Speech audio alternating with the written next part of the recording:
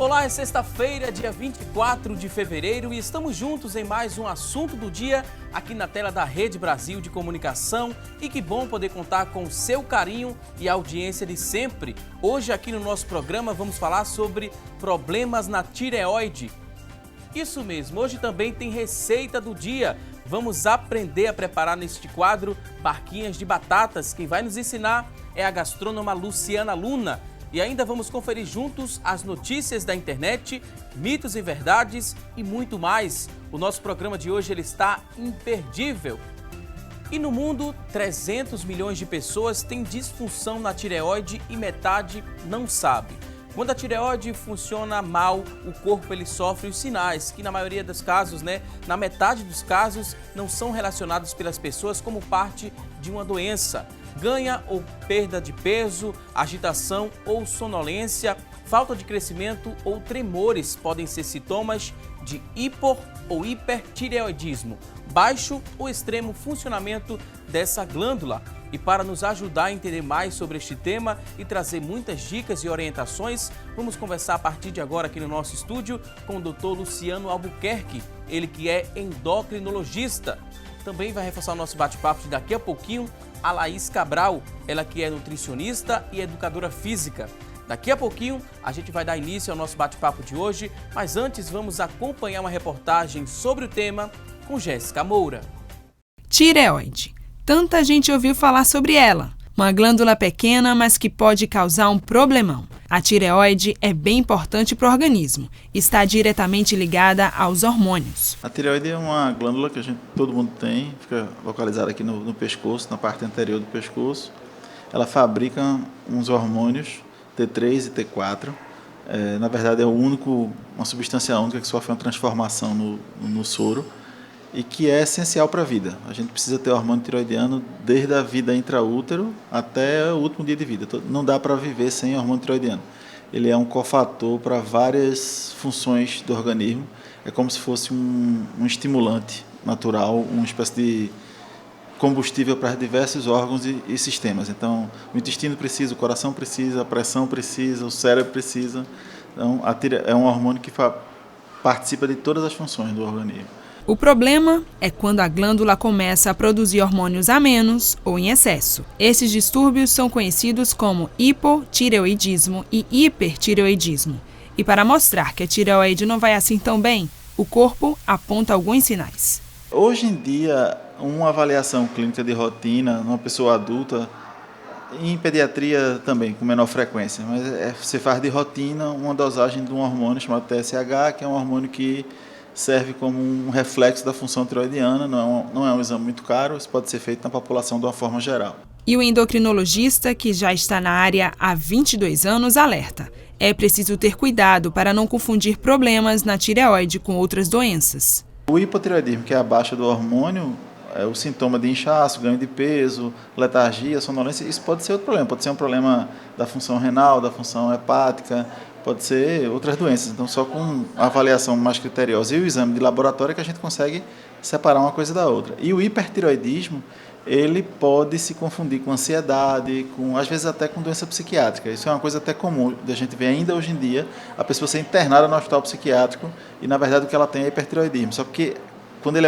o sintoma é muito exuberante, a pessoa pode ter uma sintomatologia que parece realmente uma doença esquizofrênica. E daí parece realmente que é para o psiquiatra. Na verdade, é só a doença tireoide. Do mesmo jeito que o hipotireoidismo dá depressão. A falta do hormônio piora a depressão. A gente não considera que a pessoa fique deprimida só por isso. Mas se tiver já uma depressão e tiver o hipotireoidismo junto, aí piora muito mais rápido, sabe? Problemas na tireoide atingem mais as mulheres, porém os homens não devem pensar que estão livres. Israel Freitas descobriu em outubro que a glândula não estava mais trabalhando tão bem. De início, até desconfiou que pudesse ser um problema mais simples. Começou uma incomodação muito grande aqui nessa parte aqui do meu pescoço e eu não estava conseguindo dormir direito. Primeiro eu comecei a pensar que era, no caso, uma gripe, até uma questão da garganta, né? Agora, depois de procurar um médico, Israel já sabe o que fazer para não ter mais contratempos com a tireoide. Todo dia, regularmente. A minha esposa é uma ditadora. Acordou, tem que tomar o remédio, aquela coisa, para poder ficar bom, para evitar esses problemas. Ótimas orientações obtivemos agora nessa reportagem. Daqui a pouquinho vamos trazer dicas para você que está em casa nos acompanhando e também muitas orientações. Então fica ligadinho no programa Assunto do Dia. Hoje estamos falando sobre problemas na tireoide. E olha só, cerca de 15% da população sofre com problemas ali na tireoide, o que coloca essa doença entre a que mais atingem brasileiros. Isso mesmo, principalmente do sexo feminino. Isso de acordo com o censo do IBGE. Outro dado da instituição afirma que 5 milhões de mulheres não sabem que tem algum tipo de disfunção ali na tireoide, isso por falta de conhecimento dos sintomas. Então, para deixar você que está em casa bem informado e para que você conheça mais esses sintomas e mais informações sobre esses problemas na tireoide, a gente vai dar aqui as boas-vindas aos nossos convidados de hoje e aprender muito mais sobre este tema. Primeiro, as damas, né? Queria agradecer a participação e desejar aqui as boas-vindas. Laís Cabral, seja bem-vinda aqui ao nosso programa. Muito obrigada, é um prazer estar aqui novamente. Também queria dar as boas-vindas a Luciana Albuquerque. Seja bem-vinda aqui ao nosso programa. Obrigado, prazer participar.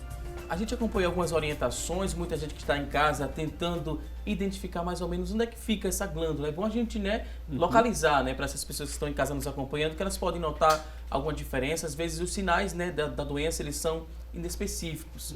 Mas se você notar algum inchaço, por exemplo, próximo aqui ao pescoço, onde é que essa glândula fica, doutor, para a gente entender mais ou menos? Assim, normalmente a pessoa vai ter muito confusão com essa questão da gordura corporal mesmo, né? Então, assim, em geral, você consegue palpar uma cartilagem endurecida do início da traqueia, né, do começo da traqueia, que no homem chama de pomo de Adão, mas a mulher consegue palpar bem essa cartilagem. E um pouco abaixo dessa cartilagem é onde normalmente se localiza a tireoide. Na maioria dos casos ela não é palpável, você não vai conseguir sentir com o dedo uma alteração ou uma mudança na conformação. Mas se detectar, está palpando, sente algum caroço, algum aumento nessa região, é interessante procurar assistência médica. Procura assistência médica, vai fazer um exame específico para detectar se tem algum problema ali nessa glândula. Isso. E geralmente as pessoas associam a obesidade, o ganho de peso com problema na tireoide. Necessariamente quem tem algum problema na tireoide vai ganhar mais peso? Ou isso é um mito? Não, é assim, o hipotireoidismo, que é a condição onde a tireoide fica funcionando menos do que o normal, é uma condição onde você pode ter algum ganho de peso, mas esse ganho de peso não vai ser exclusivo do efeito do hipotireoidismo. Ao mesmo tempo, o hipertireoidismo é associado sabidamente a uma perda significativa de peso. Mas no caso da obesidade especificamente, é muito mais relacionado com a parte da alimentação, com o erro alimentar e de hábito de vida, do que propriamente de disfunção da tireoide. Então não podemos usar como desculpa. Tendo a hipo ou hipertireoidismo, é preciso manter uma alimentação equilibrada, assim como se você não tem nenhum problema, é saudável, tá tranquilo aí no seu dia a dia, é preciso também se preocupar com a qualidade de vida, com uma boa alimentação, independentemente, se tem algum problema na tireoide ou não. Laís. Exatamente, uma alimentação saudável é que vai garantir o bom funcionamento do seu corpo como um todo. Existem alguns alimentos que eles podem auxiliar na função da tireoide e alguns alimentos que podem prejudicar o funcionamento da tireoide, que a gente vai conversar um pouco mais à frente. Mas não seria justificativa colocar na tireoide o seu aumento de peso exagerado. Você tem um aumento de 2 a 3 quilos, mas com um estilo de vida saudável, com alimentação adequada e treinamento físico, você consegue minimizar esses ganhos. Para se ter um estilo de vida saudável, precisa de muita coisa? Precisa gastar muito, muita gente pensa logo em investimento, Para eu pensar numa alimentação saudável, eu precisar investir muito. Tenho que comprar alimentos que eu não consumo no dia a dia. Às vezes, não é nem por falta de opção, às vezes é interesse. É preciso investir muito não, É preciso ter força de vontade. Os alimentos mais saudáveis são aqueles naturais. Então, aqueles alimentos que não são processados, que não passam por refinamento. Estamos falando de carnes frescas, estamos falando de vegetais, de frutas, de cereais integrais, em que não há, de raízes, tubérculos, em que não há necessidade de ter um gasto elevado com isso. Assim como uma prática regular de atividade física, você não necessariamente precisa também ter um custo alto.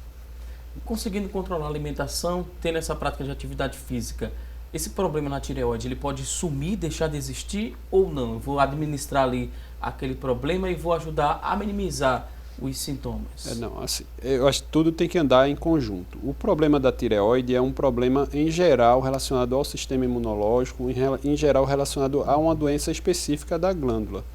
A alimentação vai ser muito importante para você manter um metabolismo adequado em paralelo ao tratamento específico da patologia em questão. Mas assim, a alimentação não vai substituir o tratamento, ela vai estar andando junto no contexto, né? O que é que a gente poderia falar, né? E orientar quem está em casa nos acompanhando. O que é que, se eu tenho algum problema na tireoide, o que é que eu devo evitar? Não posso chegar nem perto de certos tipos de alimentos que podem meio que acentuar ainda mais, né, os sintomas. Então, nada é proibido, mas existem alguns alimentos que, se consumidos em excesso, podem haver algum probleminha com a tireoide.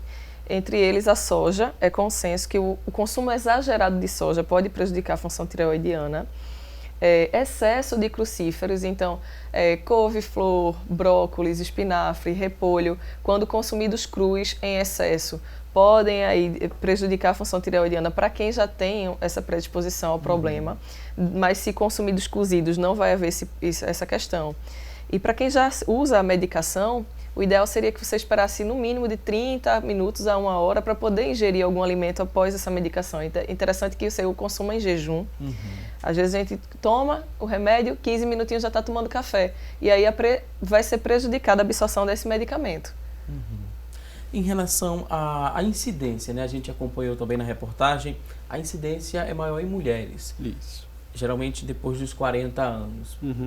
Por que desse perfil, né? Por que essa incidência tem uma explicação para ser mais comum em mulheres? É justamente essa questão que a gente conversou sobre imunidade e sobre autoimunidade. Assim, as doenças autoimunes, de forma geral, são mais prevalentes nas mulheres.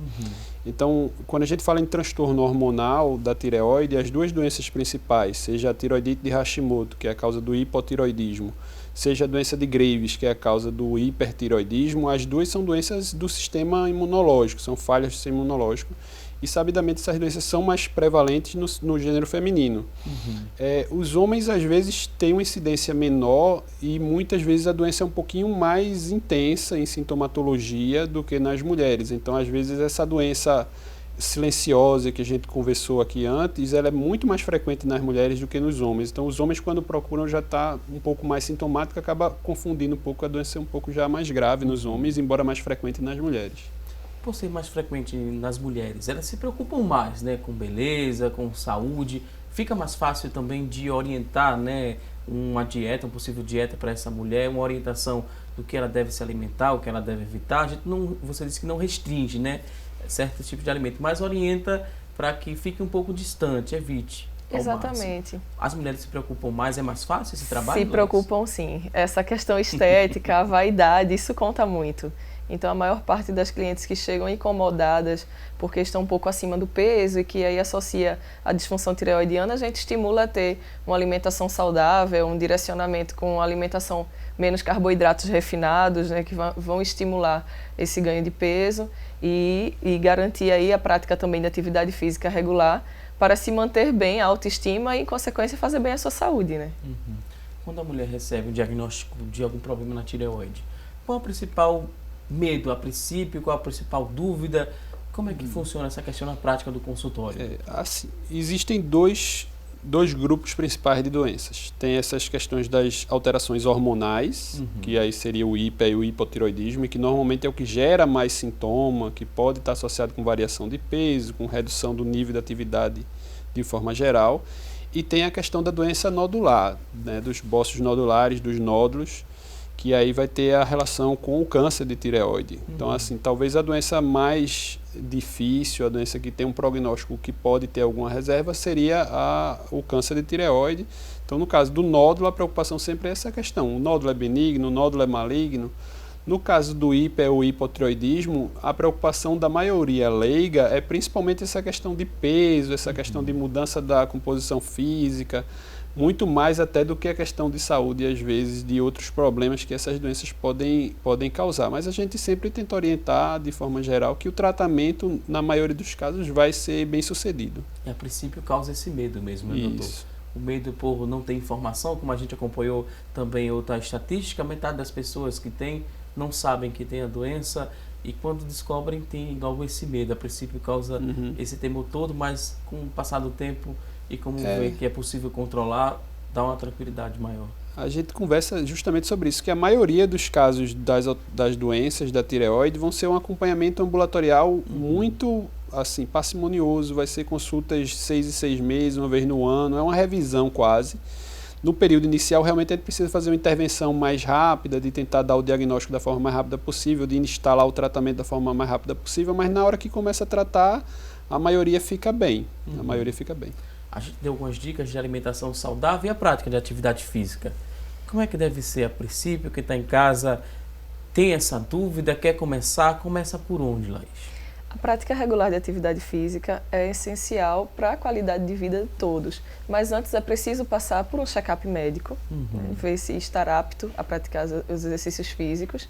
E aí você pode começar 3 vezes por semana, durante 30 minutos. Você pode começar gradativamente, se é completamente sedentário. A gente inicia com uma caminhada ou com uma atividade física assistida por um profissional, seja numa academia, seja numa praça. Não precisa ir com muita sede ao pote, então querer reverter os ganhos de quilos ao longo de anos, querer reverter em um mês, seria muito injusto com o nosso corpo. Então você pode começar de uma forma mais suave, mais gradativa, até para não se lesionar, para não causar muito impacto no seu corpo de uma vez só. E aí você vai, tem estudos já mostrando que a prática regular de atividade física, ela melhora a conversão do T4 em T3, que são os hormônios da tireoide. Então, de certa forma, também melhora a função tireoidiana. É essencial à vida. A gente pode prevenir, doutor, os problemas na tireoide?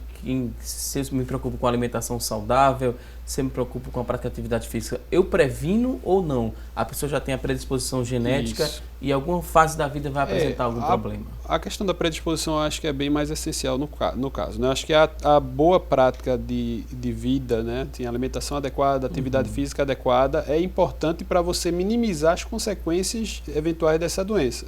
Para que quando você detecte que tem uma lesão, ou tem uma alteração hormonal, você não esteja tão sintomático, não esteja com outros comprometimentos de outros órgãos, de outras situações. De repente você já adquiriu um diabetes e apareceu um problema tireoide. De repente você já é obeso e começa a ter hipotireoidismo, então vai ficar mais difícil ainda o tratamento da obesidade em si.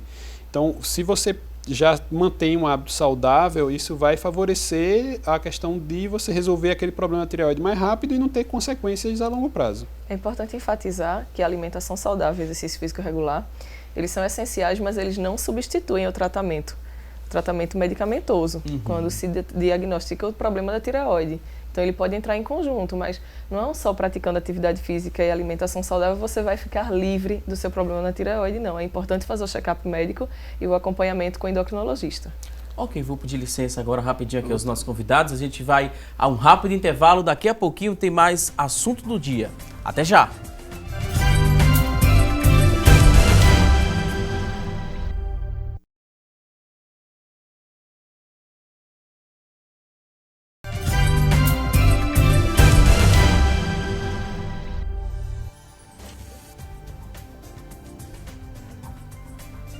Estamos de volta com mais assunto do dia aqui na tela da Rede Brasil de Comunicação. Hoje no programa estamos falando sobre problemas na tireoide. Isso mesmo, e agora vamos acompanhar o que é notícia na internet sobre este tema. Quem vai trazer as informações a partir de agora é a Tânia Silva. Olá, Tânia! Oi, Valdson, uma ótima sexta-feira para você e para vocês que nos acompanham. O destaque de hoje está no G1. Castanha do Pará traz benefícios para a saúde da tireoide, diz médico de São Paulo.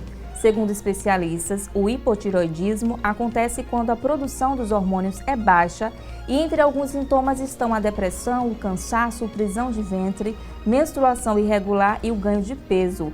O tratamento para o hipotireoidismo é a reposição do hormônio T4 até atingir os níveis corretos. E pesquisando casos de várias pacientes, o endocrinologista do Hospital das Clínicas, Clay Rocha, verificou que muitos pacientes poderiam ser beneficiados se incluíssem no tratamento um produto que não está nas farmácias e sim nos supermercados ou lojas de produtos naturais, que é o caso da castanha do Pará ou castanha do Brasil. É que ela é a campeã em selênio, uma substância antioxidante que tem o poder de reduzir a inflamação na tireoide. Agora a gente volta ao estúdio para saber outras informações sobre essa doença. É com você, Valdson. Tânia Silva, muito obrigado por essas informações. E a gente sabe, né, que os alimentos naturais, eles são mais saudáveis, fazem bem, né, para o nosso dia a dia. Mas entrou aí o questionamento, né, a castanha do Pará, ela é saudável, ela ajuda a quem tem problemas na tireoide? Eu vou repassar, né, essa dúvida para complementar aqui para os nossos convidados. Eles entendem muito sobre este tema. E será que a castanha do Pará, ela chega para auxiliar nesse processo todo de quem tem algum problema ali na tireoide, Laís? A castanha do Pará ela é rica em selênio, que é um potente mineral antioxidante que melhora a função tireoidiana. Contudo, 2 castanhas do Pará ao dia são suficientes. 2 castanhas do Pará grandes ou 3 se for um pouco menor, porque o excesso de castanha do Pará também vai trazer alguns malefícios. Consumir demais, o excesso de selênio pode ser tóxico. Então vai dificultar a absorção de alguns nutrientes, também pode haver enfraquecimento de unha, queda de cabelo. É interessante você consumir 2 a 3 castanhas do Pará ao dia, é mais do que suficiente. Tem que saber dosar. Isso. Exato. É o segredo. Ok, quando a gente tem alguma dúvida sobre algum determinado tema, a gente utiliza a internet como fonte de pesquisa e às vezes a gente encontra lá na internet alguns mitos relacionados aos temas e principalmente a esse que estamos conversando hoje aqui no nosso programa, problemas na tireoide. Você tem alguma dúvida, bota ali na internet, às vezes é um mito, então preste atenção que a partir de agora a gente vai esclarecer o que é mito e o que é verdade sobre este tema. Vamos acompanhar aqui no nosso telão, a partir de agora, algumas informações e a gente quer saber aqui dos nossos convidados, né, se é um mito ou se é uma verdade. Olha só o que diz essa primeira informação. Quem tem hipotireoidismo engorda? Mito ou verdade? O hipotireoidismo ele é associado a uma redução da taxa de metabolismo basal e, consequentemente, ele poderia favorecer o ganho de peso. Mas, novamente, o que engorda é a comida, não é o hipotireoidismo. Então, assim, se existe um consumo em excesso de calorias, e aí sim vai ter o ganho de peso. Mas, assim, pelo hipotireoidismo única e exclusivamente, não. A não ser que seja um quadro muito grave, onde você começa a ter edema, começa a ter inchaço, que é o que a gente chama de mixedema. Aí você vai ganhar peso pela água, não por gordura ou por ganho de massa. Mais uma vez entra, né, o papel importante da nutricionista. Eu preciso meio que pesar também os alimentos, colocar ali na balança o consumo que eu devo fazer diário, para meio que não exagerar nessa alimentação e não usar como desculpa o problema de saúde? A pesagem dos alimentos te garante uma maior precisão daquela quantidade adequada a você, seguindo um plano nutricional. Então, estou com uma dieta prescrita para mim, de acordo com o meu peso, de acordo com minha rotina, te dá uma noção maior das quantidades. Mas, se você não tiver ido no nutricionista e quiser apenas mudar seus hábitos, sem se preocupar tanto em dosar as quantidades, só o tipo do alimento, você buscar alimentos mais saudáveis, já vai trazer uma grande evolução na sua saúde e na qualidade de vida. Ok, vamos ver o que diz aqui a próxima informação. Temos aqui outra tela, queremos saber se é mito ou verdade. Que o hipotireoidismo, ele causa depressão. Mito ou verdade? Ele não seria a causa direta da depressão, né? A depressão é uma doença orgânica bem estabelecida, mas o hipotireoidismo ele acentua o sintoma depressivo e o hipotireoidismo ele atrapalha o tratamento da depressão. Então, pacientes que têm depressão e que não controlam o hipotireoidismo, eles vão se tornar, de certa forma, refratários ao tratamento habitual da depressão. Geralmente a depressão junta ali com a falta de vontade de praticar uma atividade física, a falta de vontade de se alimentar de forma saudável. É um quadro muito complicado. Já chegou ao consultório, Laís, alguém que estava saindo de uma depressão e precisou de uma ajuda e com o dia a dia essa pessoa se reergueu? Sim, é de certa forma frequente, porque a depressão ela faz você deixar de ter ânimo para as suas atividades em geral. E o exercício físico, que causa um esforço maior, se torna mais difícil ainda nesse quadro. Geralmente vem associado ao consumo exagerado de carboidratos refinados, porque o carboidrato refinado, seja o doce, sejam as massas, eles dão um bem-estar momentâneo, eles dão prazer. Então as pessoas que estão mais para baixo, mais depressivas, elas tendem a comer mais e aí entra naquele ciclo vicioso. Aí sim pode desenvolver a obesidade, porque você está utilizando no alimento uma fuga. É esse controle que é preciso. Ok, vamos ver agora o que diz a próxima informação. Temos aqui outra tela. Será mito ou verdade que encontrar um nódulo ali na tireoide sempre significa um diagnóstico de câncer? Mito ou verdade? Aí é bastante mito, né? Assim, A frequência de nódulo de tireoide é muito alta, então muitos pacientes têm nódulo de tireoide, em alguns estudos chega até 10, 20% da população tendo um nódulo. Então se você encontrar 6 mulheres na rua, alguma das 6 vai ter algum nódulo. Mas desses nódulos, apenas cerca de 5%, no máximo 10% vai ser maligno. O exame de ultrassonografia, que é o mais indicado para até ver o aspecto do nódulo, ele já consegue antecipar algumas características que podem sugerir ser maligno, que seria o câncer, né? E a gente tem aqui uma imagem interessante para quem está em casa também compreender melhor. Aqui a tireoide, a gente falou muito no início do programa, a gente mostrou também, mas você que ligou a televisão agora, seja muito bem-vindo aqui ao programa Assunto do Dia. Hoje estamos falando sobre a tireoide, né? Os problemas que afetam a tireoide é aqui, essa glândula que fica no nosso pescoço, em formato de uma borboleta, né? Ela está vermelha aqui, é porque ela está inflamada, doutor? Não tem nenhuma relação, é só para ilustrar mesmo. O colega está azul também, né? Essa está vermelha para esclarecer um pouco mais a localização, né? Mas... Dá melhor a compreensão. E os nódulos, geralmente eles ficam onde aqui? Dentro da tireoide, doutor, ou aqui do lado de fora? O nódulo fica dentro do parênquima da glândula, né? Fica na glândula em si. Anexo à tireoide, a gente tem linfonodos, então pode ter esses aumentos, como se fosse o que a gente chama tradicionalmente de íngua, um nódulo de inflamação. E nos ângulos da tireoide, nesses 4 pontos dos extremos, a gente tem as paratireoides, que são outras glândulas que também estão associadas com outro tipo de metabolismo, mas com problema de cálcio. Ok, vamos seguir aqui descobrindo mitos e verdades a respeito desse tema. Vamos ver o que diz aqui. A próxima informação será mito ou verdade que o hipotireoidismo só surge em mulheres. Mito ou verdade? Ocorre nos 2 gêneros, ocorre tanto em mulheres como em homens, como a gente já conversou, mas é bem mais frequente em mulheres do que em homens, muito mais frequente em mulheres. Ok, próxima tela, mais outra informação e queremos saber se é mito ou verdade que os olhos ali saltados, né, são sempre uma consequência do hipertireoidismo, mito ou verdade?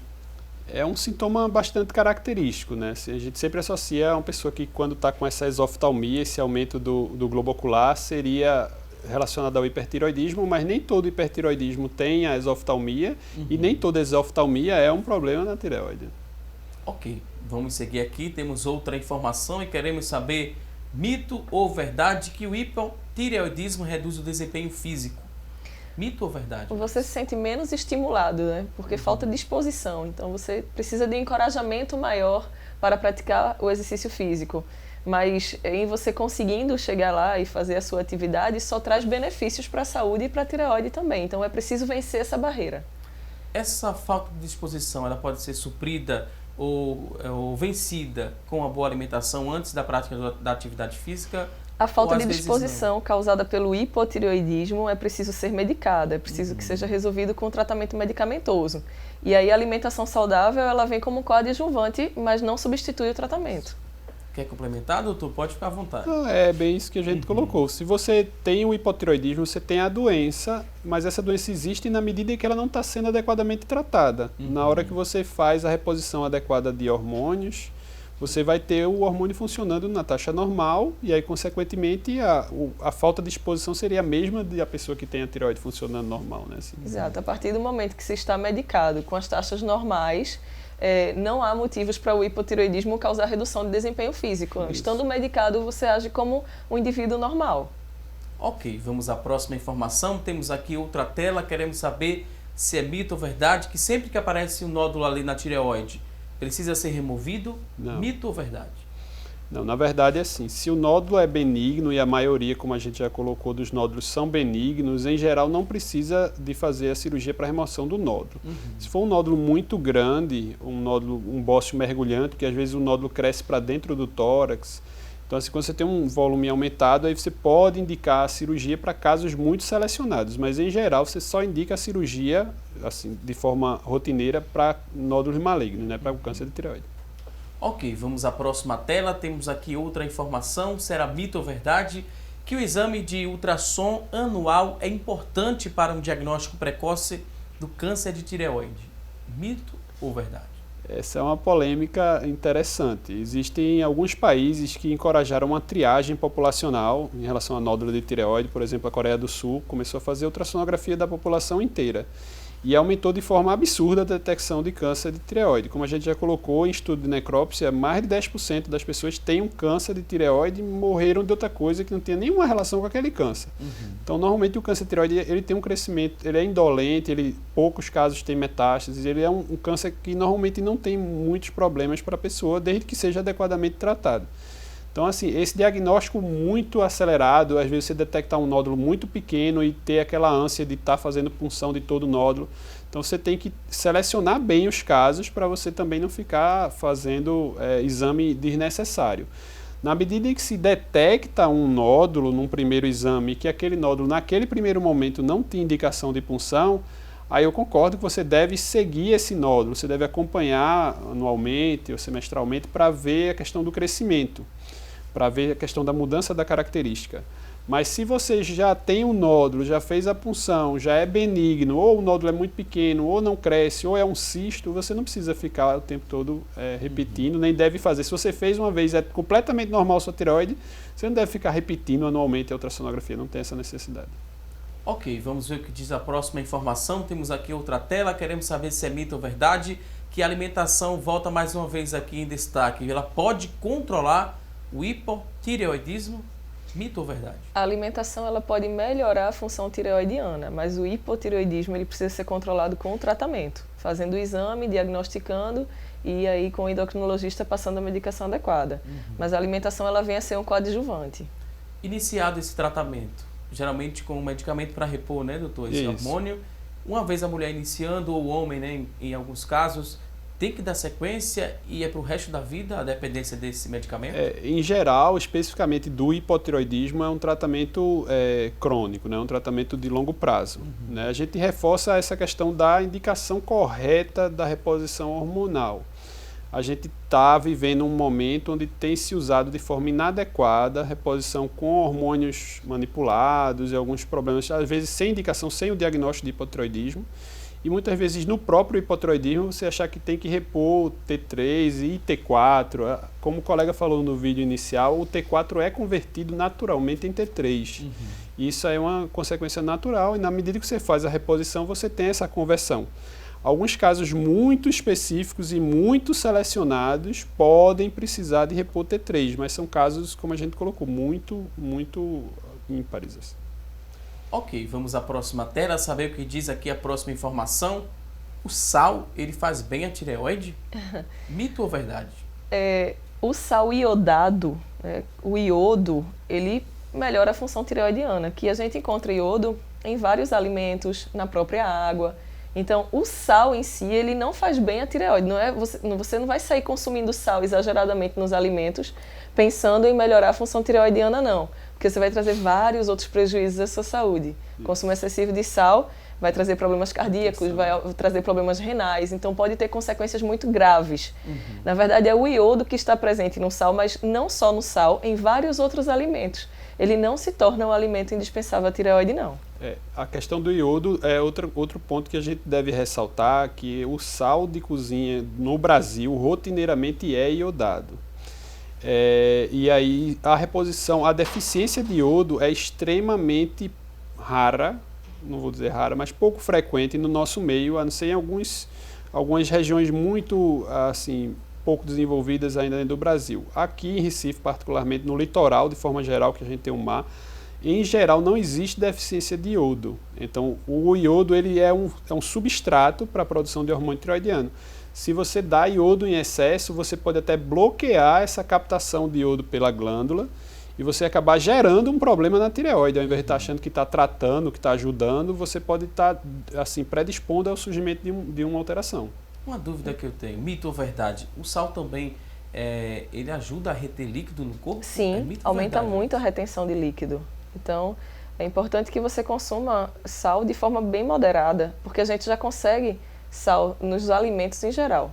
Então, não só os alimentos que contêm o sabor salgado. A gente encontra sódio, que é o responsável por reter líquido, em vários e quase todos os alimentos no nosso consumo normalmente. Então, não há necessidade de ficar acrescentando sal no nosso dia a dia. Essa questão do iodo muito bem explicada, nós conseguimos suprir as nossas necessidades de iodo só com a alimentação e a ingestão de líquidos adequada. Não é preciso suplementar iodo, não é preciso medicar, entre aspas, o iodo, certo? Ok, vamos ver o que diz agora a próxima informação. Temos aqui outra tela. Será que é mito ou verdade que os problemas de tireoide, eles fazem perder os cabelos? Mito ou verdade? É mito, né? Assim, o hipotireoidismo, isso é muito frequente em mulheres, né? Senão daqui vamos dizer que eu estou com problema de tireoide. Em mulheres, a gente sabe que a tireoide está relacionada diretamente à questão da função ovariana. E aí a gente, eventualmente, quando tem um quadro de hipotireoidismo que está mal controlado, você vai ter uma alteração no estrógeno, que é o hormônio essencial do ovário, e isso pode reduzir a vitalidade dos cabelos, deixar o cabelo mais quebradiço, ter alguma queda de cabelo. O que a gente tem certo é a questão da madarose. Assim, como é uma doença autoimune, você pode ter alguma alteração dessa questão de sobrancelha, ficar um pouquinho mais rarefeita no momento do diagnóstico e relacionado a essa questão da imunidade, não diretamente a questão do hormônio em si. Ok, vamos ver o que diz agora a próxima informação. Temos outra tela aqui para a gente saber se é mito ou verdade que as mulheres com hipotireoidismo, elas não podem engravidar? Mito ou verdade?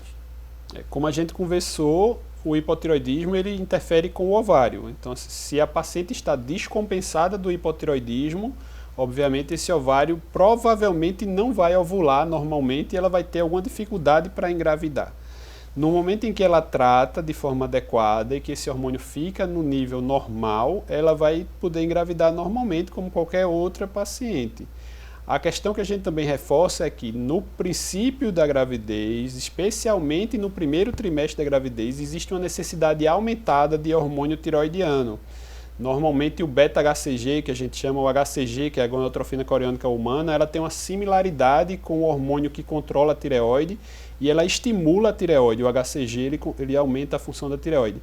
Como a paciente não tem tireoide funcionando adequadamente, é necessário que se aumente ou que se ajuste a dose da medicação nesse início de gravidez. Aí isso é importante.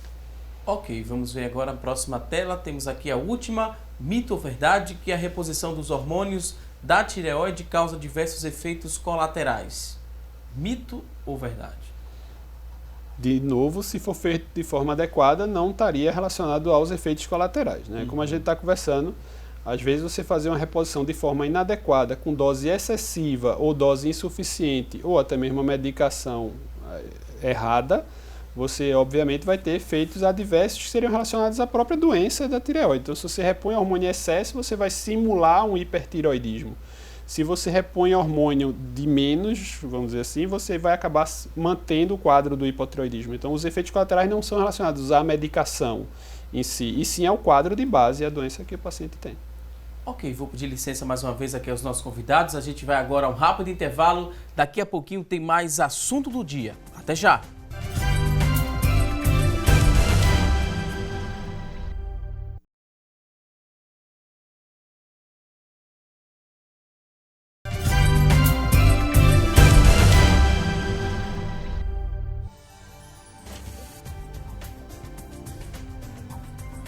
Estamos de volta com mais assunto do dia aqui na tela da Rede Brasil de Comunicação. Hoje estamos falando sobre problemas ali na tireoide. E olha só essa informação, né? Esse problema é mais comum do que se parece, isso segundo dados do Instituto da Tireoide.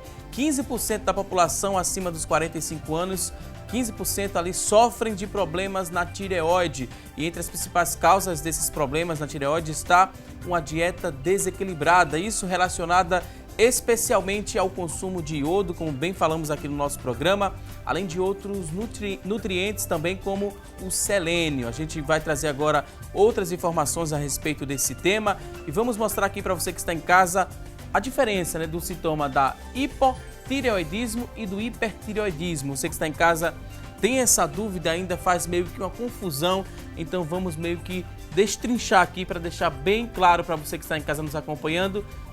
Vou pedir aqui a ajuda dos convidados, que entendem muito, né, sobre este tema. E vamos começar por onde? Por hipertireoidismo, que é o excesso, né? Isso. Essa glândula ela trabalha a mais do que precisa. O primeiro sinal aqui, o primeiro sintoma que vai aparecer é a palpitação. Como é que a gente percebe que essa palpitação está além do normal, doutor? Como a gente está colocando aí, o hipertireoidismo é como se o organismo inteiro estivesse funcionando mais rápido do que o normal, né? Então, assim, a palpitação você sente, é a sensação do batimento cardíaco. Em geral, a gente não sente. O coração está batendo e a gente não está sentindo. A partir do momento em que você sente que ele está batendo, normalmente tem alguma irregularidade. Ou você está sobrecarregando ele, não obviamente se no exercício, no momento que você está mais agitado, mas em repouso, você sentir o coração batendo, o sintoma é a palpitação. Calor também é muito frequente. Calor, tremor, todos esses sintomas são sintomas relacionados a esse excesso de atividade do organismo, como se você estivesse com energia sobrando, vamos dizer assim. E o hipotireoidismo seria o oposto, seria uma redução desse nível de energia geral, né? Tem o tremor também ali, a perda de peso muito rápida. Isso. Confunde um pouco com a história do diabetes também, que tem uma perda de peso muito rápida, né? Existe essa confusão, né? As duas são duas doenças metabólicas que estão associadas, embora o hipertireoidismo tenha uma característica mais clássica, que é essa história de ter o olho aumentado, de ter tremor e ter outros sintomas mais relacionados. Tem ali também a agitação psicomotora, né, que é muito presente também, quem tem hipertireoidismo. É essa questão do nervosismo mais exacerbado. A gente brinca que o hipertireoidismo ele tem mais uma característica de ansiedade, de nervosismo, e o hipotireoidismo, como a gente já colocou, mais relacionado a um sintoma mais depressivo, mais deprimido, né?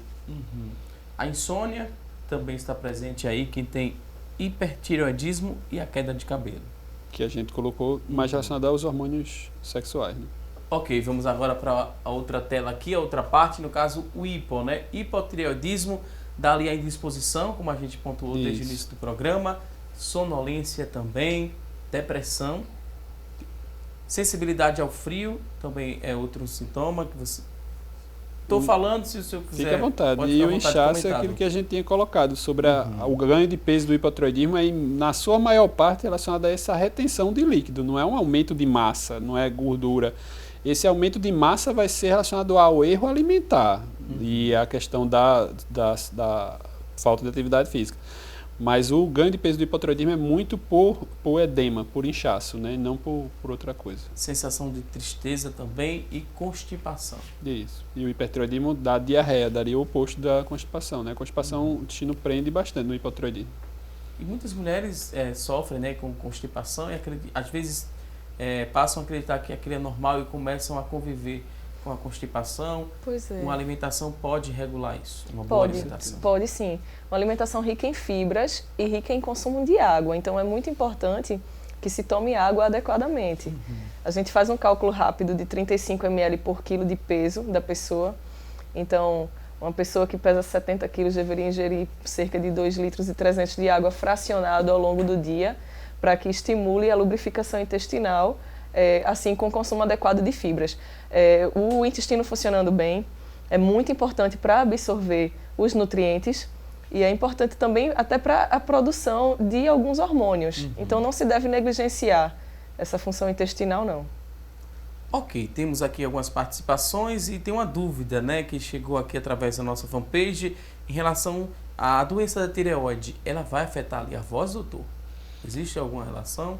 Existe, né? Ela está aqui no pescoço, a glândula, muita gente tem essa dúvida, quer saber se a voz vai ser afetada, e quando o senhor responde, eu vou chegar mais próximo para a gente dar continuidade aqui ao nosso bate-papo. Afeta mesmo? Em geral não, né? Assim, o hipotireoidismo, ele pode dar uma redução na tensão da corda vocal e pode alterar um pouco o timbre de voz, o tom de voz, mas a questão da rouquidão, a questão da disfonia em si, da alteração na voz, não seria relacionada a isso. A gente tem alguns nervos que inervam as cordas vocais, que inervam a laringe, que passam junto da tireoide. Então, assim, às vezes a cirurgia da tireoide aí com certeza pode ter alguma possibilidade de afetar a voz, embora a gente conte com grandes cirurgiões na nossa cidade, no nosso meio, e que normalmente isolam bem esses nervos para não ter muito esse problema de paralisia de corda vocal.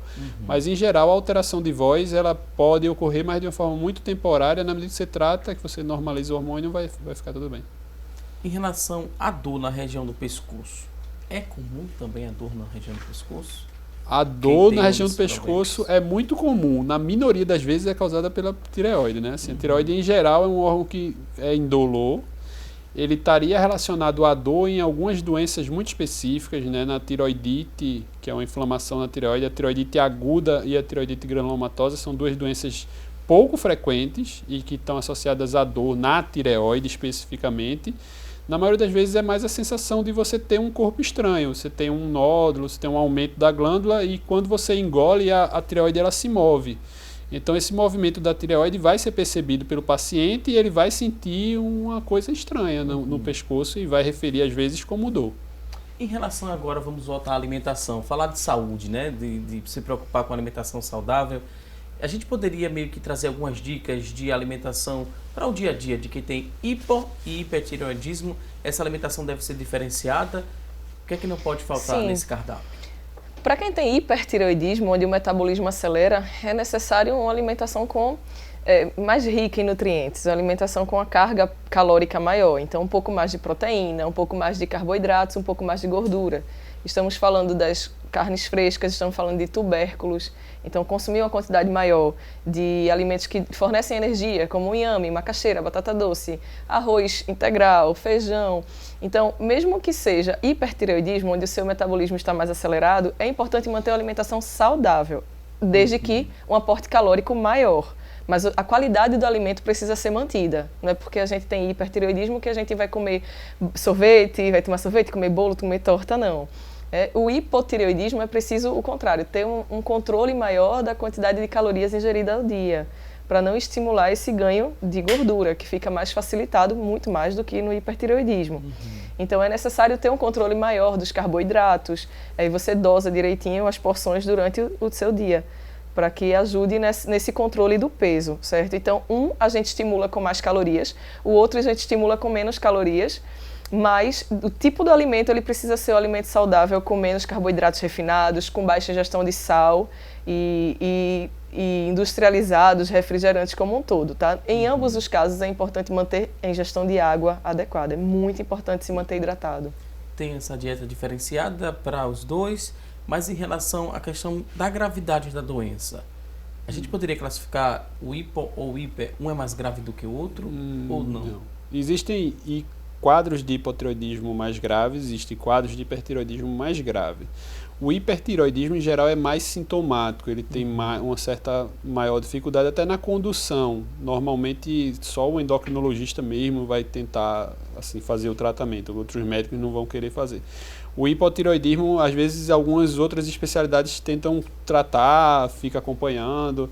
Em geral, a gente recomenda que se está tudo bem, se a reposição está sendo bem feita, se as doses estão bem, é aceitável, mas assim, em geral, pelo menos uma vez é interessante consultar o endocrinologista para ter uma opinião do especialista realmente na questão.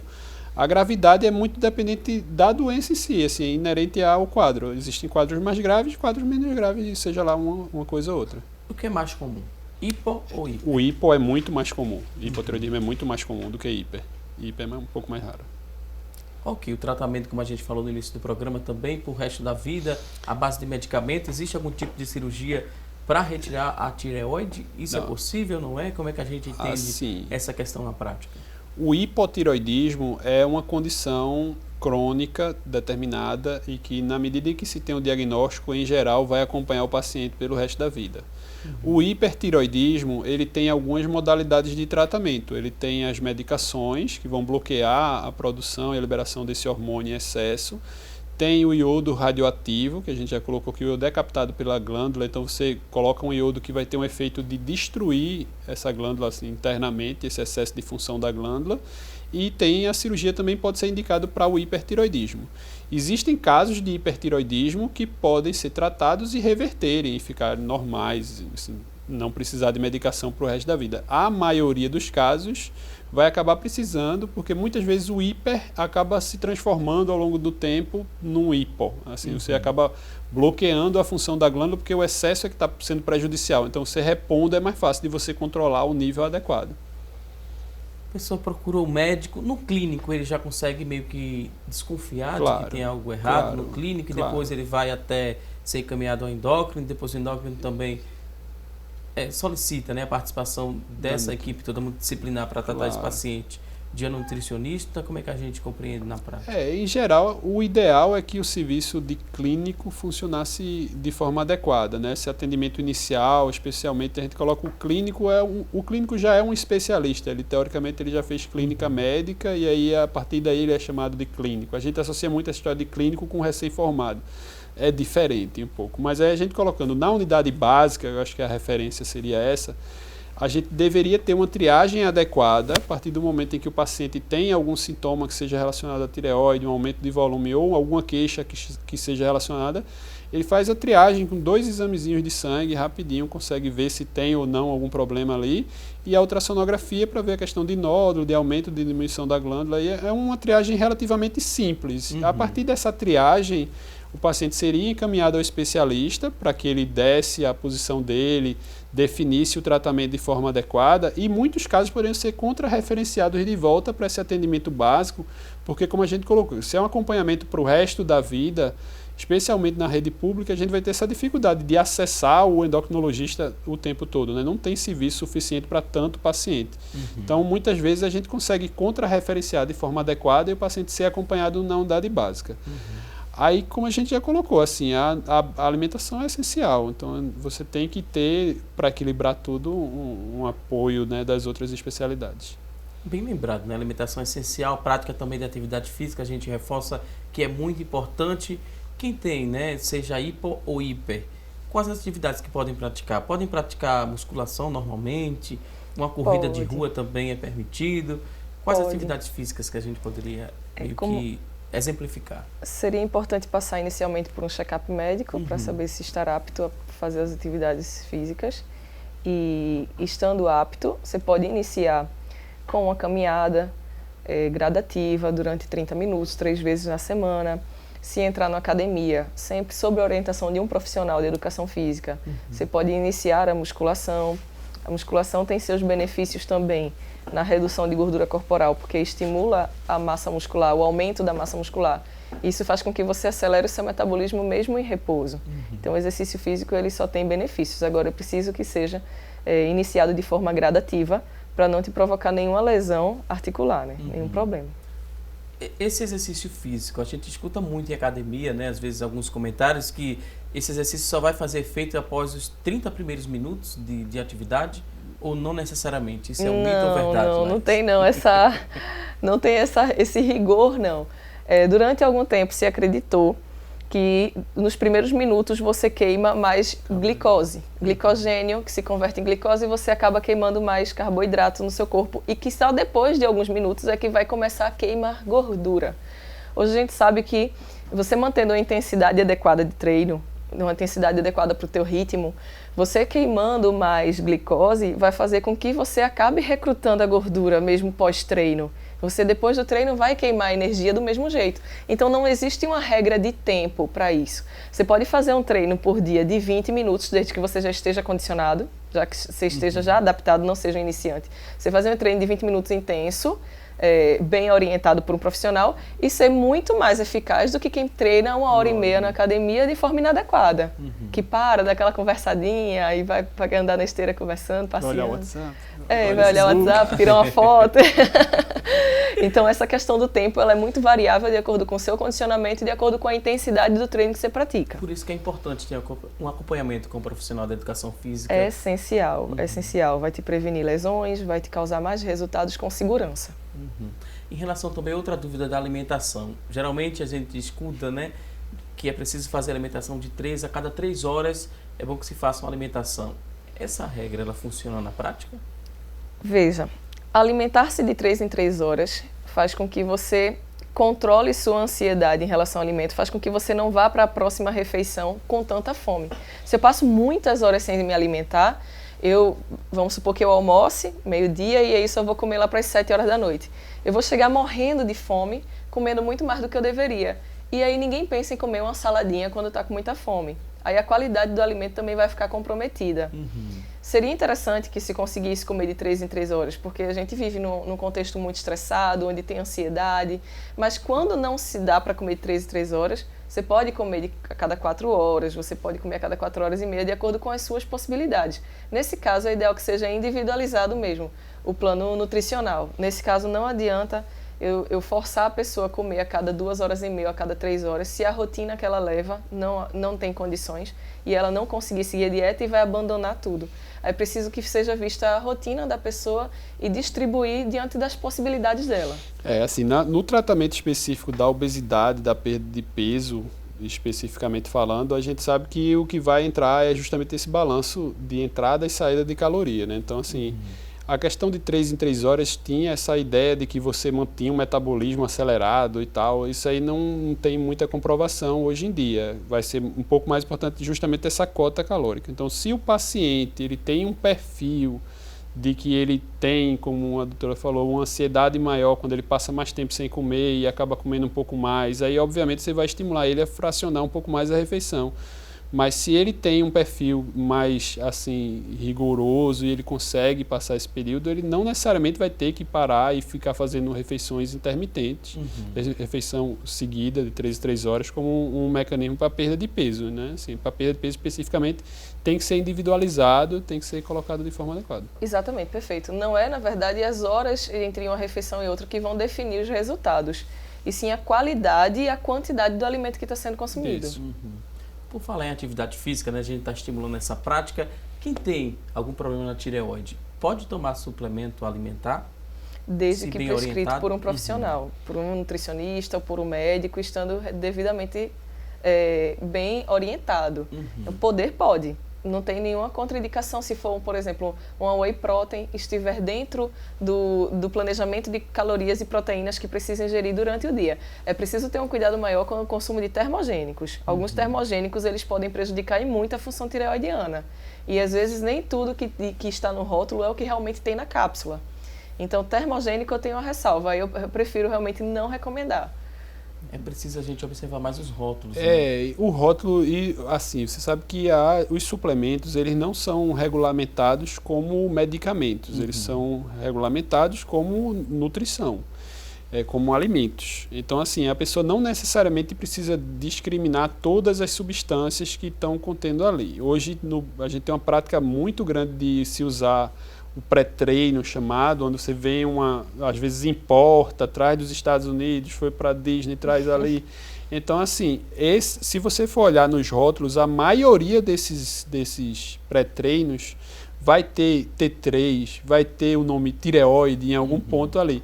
E você vai estar usando hormônio de forma inadequada, completamente inadequada. Lógico que T3 perde peso, você está acelerando o metabolismo, você está simulando um hipertireoidismo, está simulando uma doença.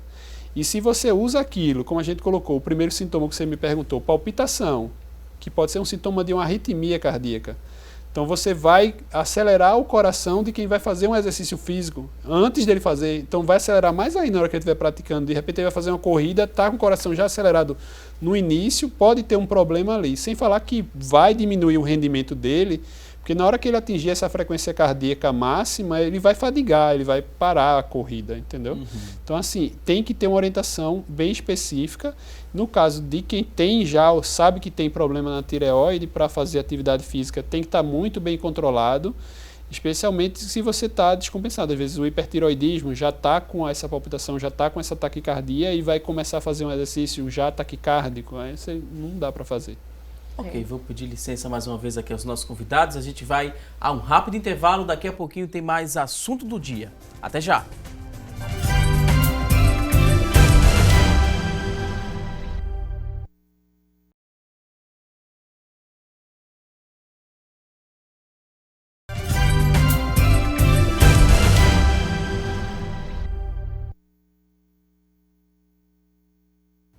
Estamos de volta com mais assunto do dia aqui na tela da Rede Brasil de Comunicação e a partir de agora vamos aprender mais uma receita no quadro Receita do Dia e quem vai nos ensinar é a gastrônoma Luciana Luna. Acompanhe!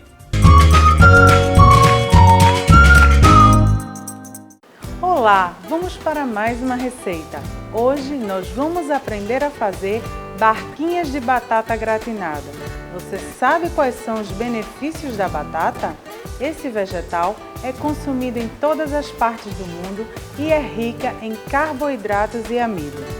Ela também contém água, fibras alimentares em grande proporção e é fonte de vitamina B, C, E e K. Então pegue papel e caneta e anote os ingredientes bem direitinho. Para a receita de barquinhas de batata gratinada, nós vamos precisar de 5 batatas inglesas, 2 colheres de sopa de creme de leite, 100 gramas de queijo parmesão, 2 gemas, 2 colheres de sopa de manteiga, salsa picada a gosto, sal a gosto e pimenta a gosto.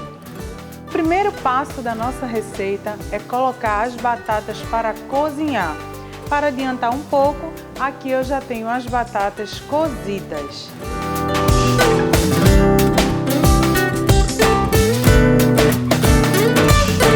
Agora nós vamos cortar as batatas ao meio e retirar um pouquinho do miolo.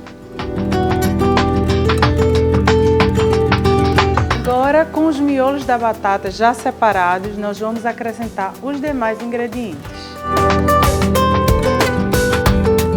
O próximo passo é rechear as batatas e levar ao forno para gratinar. As batatas já estão prontas, agora nós vamos retirá-las do forno.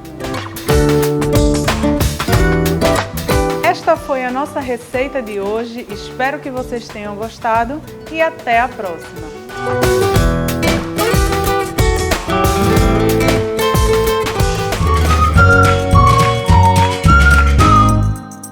Ok, Luciana Luna, mais uma vez, muito obrigado por mais uma dica aqui no nosso quadro Receita do Dia. Deixou todo mundo aqui com água na boca com essa receita maravilhosa. Você que está em casa, perdeu algum detalhe da receita? Não se preocupe, assim que terminar esta edição do programa, a gente vai disponibilizar essa receita na íntegra. Lá na nossa fanpage você vai acessar facebook.com/assunto do dia e vai encontrar essa receita completinha lá na nossa fanpage. Mais uma vez, Luciana Luna, muito obrigado por mais uma dica aqui no nosso programa. E agora vamos dar sequência aqui ao nosso bate-papo. Hoje no nosso programa estamos falando sobre problemas na tireoide. Isso mesmo, você que está em casa nos acompanhando, tem alguma dúvida, fica ligadinho que daqui a pouquinho, algumas dessas respostas aqui dos nossos convidados pode tirar a sua dúvida a respeito desse tema. A gente tem aqui uma participação na nossa fanpage. A pessoa não se identificou, mas quer saber se existe alguma relação ali entre síndrome do pânico com problemas na tireoide. Existe essa relação? Diretamente, assim, não temos estudos que comprovem essa relação. A gente sabe que, como a gente colocou, o hipertireoidismo ele é associado a um quadro de um aumento na ansiedade e a síndrome do pânico é uma das manifestações relacionadas. Então, o paciente pode ter uma taquicardia maior, uma ansiedade maior, um nervosismo um pouco maior e acaba tendo mais crise do que o normal. Quem tem doenças autoimunes, pode ter uma complicação na hora de absorver esse medicamento, pode ter uma dificuldade ainda maior de controlar uns desses distúrbios ali da tireoide? Sim, as doenças autoimunes elas se correlacionam. Então, quem faz uso de medicamento para tireoide precisa ter um cuidado maior no que vai consumir. Se for, por exemplo, uma doença celíaca, se for um intolerante a glúten, ou se a pessoa tiver intolerância à lactose, é interessante cortar esses nutrientes, o glúten e a lactose da alimentação, para que garantam a flora intestinal preservada, para que possa absorver esse medicamento na sua integridade. Então é preciso sim ter um controle alimentar maior. Nessa situação, um quadro ainda mais complicado, doutor? É como a gente colocou, as doenças tireoidianas, esses transtornos hormonais são relacionados a doenças imunológicas.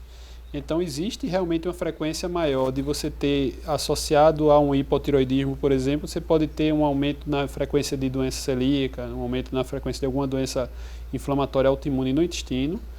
E à medida que você não tem uma absorção adequada dos alimentos, obviamente do remédio também não vai absorver de forma adequada e pode ter alguma interferência nisso, mas aí o tratamento tem que ser feito.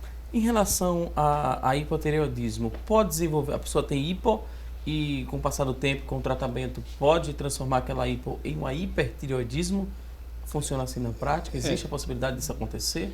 Em geral, assim, o clássico é o hiper virar hipo, né, assim, ao longo do tempo. Assim. O hiper é uma doença autoimune, como a gente colocou, e a partir do momento que essa inflamação vai se cronificando com o passar dos anos, você vai tendo uma destruição gradativa da glândula e ela vai acabar funcionando abaixo do normal. O próprio tratamento, né, o uso do iodo radioativo, a maioria dos pacientes que usam iodo vão ficar com hipotireoidismo. Se fizer uma cirurgia, retirar uma parte da tireoide, retirar a tireoide toda, vai ficar com hipotireoidismo. Então, normalmente se caminha para o hipo. Aqui o que a gente sempre reforça é o tratamento do hipo. Existe uma corrente hoje de usar inadvertidamente T3 de forma completamente inadequada no tratamento do hipotireoidismo. E em alguns casos esse T3 em excesso, como a dose é muito baixa e aí o intervalo de efeito adequado ou nocivo também é muito curto, então você pode acabar expondo o paciente a um excesso de hormônio e ele acabar desenvolvendo sintomas de hiper por excesso de reposição. Esse seria um tratamento inadequado, uma iatrogenia. Quando a mulher ela entra, se ela tem hipotireoidismo, pode agravar ainda mais a situação dessa mulher? Porque é um momento de mudança ali, né, quando ela chega na menopausa. Você entende que esse período, como a gente já colocou, essas doenças tireoidianas elas são mais frequentes em mulheres e principalmente a partir dessa quarta década de vida, quinta década de vida. Então, muitas vezes você está no mesmo tempo descobrindo que tem hipotireoidismo e ao mesmo tempo entrando na menopausa. E os sintomas assim se sobrepõem e você pode acabar tendo um distúrbio mais exacerbado. Como a gente já colocou, o excesso ou a falta de hormônio tireoidiano, eles vão interferir no funcionamento da gônada, né, da questão do ovário, e isso aí pode ter esse tipo de alteração, de você acelerar a menopausa ou de você ter algum problema ali junto das duas doenças juntas. Nessa fase da vida, né, da mulher na menopausa, ela deve ter uma atenção também diferenciada a essa alimentação, mesmo que ela tenha complicação ou não. Sim. Como é que deve ser essa alimentação nessa fase? Sim. Sempre o consumo adequado de água, né, como a gente já enfatizou aqui algumas vezes, porque ela vai ter outros sintomas de aumento de calor, né, vai ter uma irritabilidade um pouco maior, e aí a gente combina com alguns alimentos que contêm triptofano, que dão a sensação de bem-estar, que diminuem a ansiedade. Então existem sim alguns alimentos que podem contribuir, em contrapartida de outros alimentos que estimulam muito, que podem agravar os sintomas dessas mulheres nessa fase. A gente viu alguns depoimentos na internet pesquisando sobre esse tema e algumas mulheres colocaram ali em um fórum de discussões um depoimento que chamou a atenção. Umas têm hipertireoidismo e dizem e falaram lá, né, que após descobrir a doença, quando começaram o tratamento, tiveram problemas como artrite, lúpus. Isso corresponde mesmo? Isso acontece na prática, doutor? Como é que a gente entende, né? Essa questão da autoimunidade, né? Assim, como você colocou, a artrite especificamente a artrite reumatoide, o lúpus eritematoso sistêmico, são duas doenças autoimunes. São duas doenças de erros do sistema imunológico e existe uma concomitância entre doenças autoimunes. Então, assim, se você tem um autoanticorpo contra a tireoide, que é o chamado anti-TPO, o mais frequente deles, você pode ter junto outros autoanticorpos que vão estar relacionados com o lúpus, que vão estar relacionados com a artrite reumatoide, que vão estar relacionados com a doença celíaca, como já se exemplificou aqui também. Então, tem uma predisposição de você ter outra doença junto. Ok. Temos aqui algumas participações também a respeito da alimentação. Muita gente tem essa questão da dúvida da alimentação. A gente reforça que para se alimentar saudável não precisa investir muito dinheiro. Vamos quebrar, né, esse paradigma, né? Muita gente acredita que a alimentação saudável custa caro, a alimentação saudável custa caro, mas não é isso na prática, né, Laís? Não, exatamente. As frutas, as verduras em geral, ovos, por exemplo, ovo é um excelente, um dos melhores alimentos que existe e não tem um custo alto. Então, você consumindo ovos, carnes frescas, os vegetais, você consumindo os tubérculos, como a gente conversou, tem um custo bem mais acessível e você vai ser saudável sim. É preciso se resguardar em relação a alguns alimentos que têm até um valor acessível, mas que não são saudáveis, são os embutidos. Então é preciso ter muito cuidado com o consumo exagerado de mortadela, salsicha, linguiça, presunto, porque eles têm um custo até mais acessível, mas eles fazem mal para a saúde quando se consumidos em excesso. Eles são riquíssimos em sódio, são riquíssimos em nitritos, que são conservantes, que fazem mal para a saúde da gente. Muitos contêm soja. E aí, para quem tem problema, quem tem disfunção tireoidiana, vai ter um agravamento se você consumir demais. E até açúcar, mesmo que esteja sabor salgado. Para melhorar a textura, até açúcar a gente encontra nesses embutidos. Então, tem que ter muito cuidado com o consumo desses alimentos. Mas as carnes frescas, os vegetais, eles podem ser amplamente consumidos e vai garantir a sua saúde no preço bom. Muita gente também coloca lá na internet, nesses fóruns de discussões, a questão do óleo de coco. Muita gente acredita que ajuda, né? Quem tem tireoide pode consumir o óleo de coco, vai ajudar também na função ali da tireoide, para a tireoide funcionar como deveria. Isso é um mito, é uma verdade? Olha, fala um pouquinho do óleo de coco. O coco. óleo de coco em específico, eu desconheço a função dele na função tireoidiana. Assim, eu não realmente esse conhecimento da função tireoidiana eu não tenho.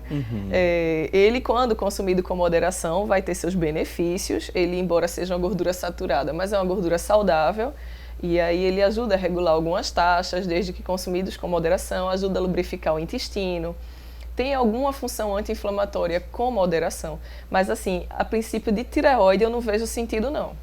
Lembrar todos esses alimentos funcionais, eles estão associados dentro de um plano terapêutico, eles vão fazer parte do processo do tratamento. Lógico, você ter uma alimentação saudável é fundamental para que o tratamento funcione de forma adequada, porque se o paciente não está bem desse plano alimentar, ele vai ter algumas consequências de que o tratamento não vai funcionar de forma adequada, ele vai achar que o remédio não está funcionando. Na realidade, as outras circunstâncias estão envolvidas. Nunca substituir o tratamento por alguma coisa que você assim, tem algum folclore, alguma coisa relacionada. Pode incluir dentro do plano, mas nunca assim, ser uma substituição do projeto da medicação, dos tratamentos já bem fundamentados. Né? A gente falou alguns alimentos, né, alguns nutrientes que ajudam a regular a tireoide, a gente exemplificou o iodo, e a gente faz uma revisão, encontra ali no peixe, nas algas marinhas também, Exato. no leite, camarão, ovo. Isso, nos frutos do mar em geral a gente encontra bastante iodo, mas até na água a gente encontra iodo. Né? No sal a gente encontra iodo, mas precisa ser consumido com moderação. Então é algo que na sua alimentação, naturalmente, você já atinge suas necessidades. Não precisa dar essa sobrecarga de iodo, não. O zinco também? O zinco também, encontrado em carnes, encontrado em oleaginosas, carnes frescas, né? Selênio também, tem ali na castanha do Pará, como a gente falou. Isso, a gente encontra em uma menor proporção também no amendoim, a gente encontra no abacate. E tem o ômega 3 também, né? O ômega 3 nos peixes, das águas frias, na linhaça, na chia, as sementes em geral, que também vão ajudar no funcionamento intestinal. E aí você aproveita esses dois ganchos aí. E se puder evitar, né, a soja ali, os derivados também. O consumo excessivo, né? Então, hoje a gente consome tudo, leite de soja, todos iogurte à base de soja, porque eu não vou consumir leite normal, mas vou passar para o de soja achando que está trazendo benefício à sua saúde. E não está necessariamente. A soja ela não vem a ser mais saudável do que o leite, não. Evitar a soja. A castanha do Pará é muito saudável, mas também precisa ser consumida com moderação, é preciso lembrar isso. As crucíferas, é interessante que se cozinhe e não se consuma cruas, isso entendo o problema na tireoide, excesso de repolho, excesso de couve, espinafre e brócolis, é preciso ser consumido com moderação e cozido. Mas, no geral, alimentos menos industrializados, eles são os mais saudáveis. Ok, temos aqui também uma pontuação interessante que após o parto a mulher pode desenvolver também algum problema ali na tireoide, doutor?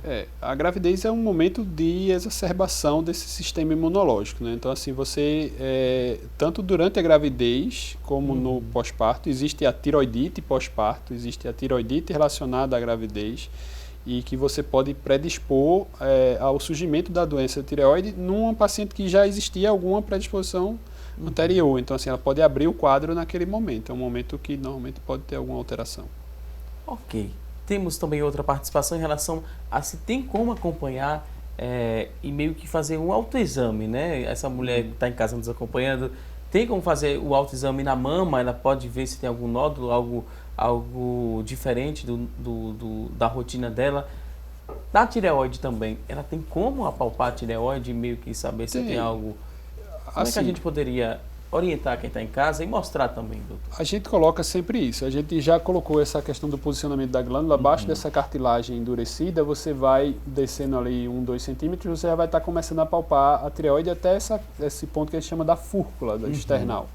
Então, assim, a palpação é um exame que deve ser feito por um médico treinado, de forma a ser mais sensível, mas o paciente pode fazer isso. Mas na medida em que o paciente detectar, em boa parte das vezes, esse diagnóstico já está um pouco atrasado, né? Assim, já deveria ter sido feito antes.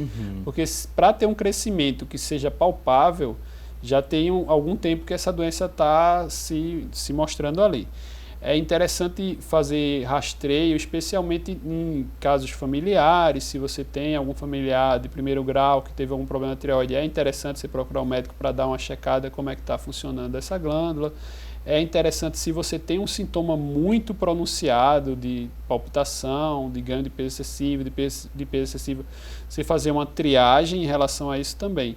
Mas, assim, em geral, não é uma coisa também que toda a população rotineiramente tenha que ficar fazendo exame da tireoide, nem ultrassonografia, nem a questão de dosar hormônio em todo mundo, não. E é bom que também fique claro que nenhum diagnóstico ali na tireoide quer dizer que você vai desenvolver um câncer nessa região. Isso. O câncer é uma doença que a gente vê com uma certa frequência porque a gente é especialista, mas, assim, em geral, não é uma neoplasia muito frequente, né? Embora hoje a gente sabe, no Brasil já está ali na 5ª, 6ª causa de câncer em mulheres, o câncer de tireoide, mas é uma doença que normalmente tem um prognóstico muito bom. Alguns casos específicos vão ter algumas complicações, mas o tratamento adequado cura a maioria dos casos de câncer de tireoide. Então quem está em casa não precisa criar um pânico, né? Não criar um pânico, mas também não deixar para lá. Não negligenciar, né? Isso, na medida em que detectou, que se procure um especialista e que se façam as medidas adequadas para chegar ao diagnóstico e ao tratamento mais indicado. Ok, queria agradecer, estamos chegando agora na reta final do nosso programa. Foi um prazer passar esse tempo, né, conhecendo um pouco mais sobre os problemas ali na tireoide, esclarecendo e tirando dúvidas de quem está em casa nos acompanhando. Queria muito agradecer a participação aqui dos nossos convidados. Voltem mais vezes aqui ao nosso programa e vou abrir o espaço para as considerações finais. Laís Cabral, muito obrigado por sua participação. Laís Cabral é nutricionista e educadora física. O espaço agora está aberto para um último recado. Pode ficar à vontade. Eu que agradeço a participação, sempre muito bem recebida no programa. E só fazendo um resumo, né, é importante que se mantenha alta a ingestão de água, o consumo de fibras para garantir a sua motilidade intestinal e aí você absorver melhor tanto o medicamento como os nutrientes. E pensa sempre em alimentos mais naturais. Então, os vegetais em geral, os cereais integrais, os tubérculos, aí você vai garantir sim um emagrecimento, uma qualidade de vida, a função do seu corpo toda uniforme e a prática regular de exercício físico também. Mais uma vez, muito obrigado, Laís Cabral. Também queria agradecer ao Dr. Luciano Albuquerque, ele que é endocrinologista, médico do Hospital das Clínicas e vice-presidente da Sociedade Brasileira de Endocrinologia Regional Pernambuco. Dr. Luciano, muito obrigado por sua participação. O último recado, considerações finais, fique à vontade. Eu agradeço a oportunidade novamente, né? Reforço que tireoide é das glândulas endócrinas talvez a que tem a maior prevalência de alteração, uma das doenças mais frequentes relacionadas à especialidade, e justamente por isso, por ter suas particularidades, ela deve ser acompanhada e ser vista pelo menos, eventualmente, pelo especialista. Tentar evitar que você comece um tratamento ou que você modifique um tratamento que já vinha dando certo, baseado em informações de amigos, de colega ou de um médico que não é especialista no assunto e que isso pode trazer alguns malefícios para o caso. Sempre tentar considerar o especialista. Para quem usa rede pública, a gente tem as referências no Hospital das Clínicas, tem a referência no Hospital Agamenon Magalhães, tem a referência no IMIP, no Barão de Lucena. São todos lugares capacitados para ter esse atendimento de forma adequada.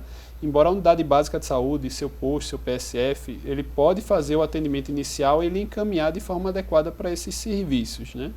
Mais uma vez, muito obrigado aqui aos nossos convidados. Queria agradecer a você que está em casa pelo carinho e a audiência de sempre. Não se esqueça, teremos um novo encontro na próxima segunda-feira aqui na tela da Rede Brasil de Comunicação, a partir das 9h30 da manhã. Um ótimo fim de semana e até segunda, se Deus quiser. Até lá!